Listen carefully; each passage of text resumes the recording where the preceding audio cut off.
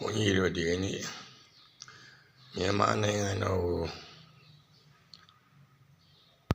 OIC နိုင်ငံနေပြီးတော့ပိုင်ဆိုင်ပြီးတော့ကံမရာကိုတရားစခိုင်းတာမှုဖြစ်တဲ့အတွက်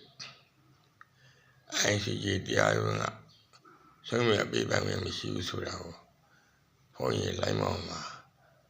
လိုက်လွင်ပြီးတော့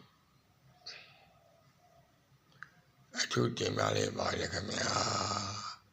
အားလုံးမြန်မာပြည်သူပြည်သားတွေကိုစိတ်နှပါကြမ်းမှချမ်းသာကြပြီးတော့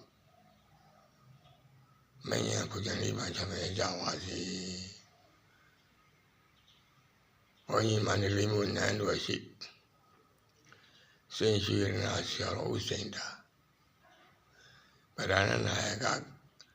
ကမ္မထနာစရိယဓမ္မဂတိကဓမ္မဝိဇ္ဇတော30ရှိပေါင်းပြီးလို့ရှင်မန္တလေးတိုင်း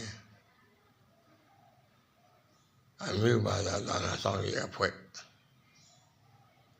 မန္တလေးတိုင်းမဟာဘာသာဩဝါဒစရိယဆရာတော်မန္တလေးမြို့မြန်မာသေးပရာဟိတဖော်ဒေးရှင်းဩဝါဒစရိယဆရာတော်မဟာဒီဆရာတော်ဘုရားကြီးကနေပြီးတော့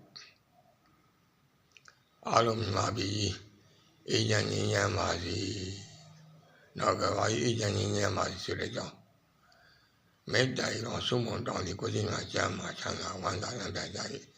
မင်းညာဖွင့်နေပါချမ်းသာကြပါစေတော့ဒါကြောင့်အားလုံးပဲ everything thank you very much may we always peace happiness forever mega plan naban insight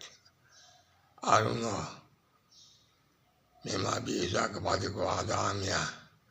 သူနေပါတဲ့တော်ရီကိုစိတ်များကြမ်းမှာချမ်းသာဝမ်းသာလာကြကြရောမင်းညာဖွင့်နေပါချမ်းသာကြပါစေတော့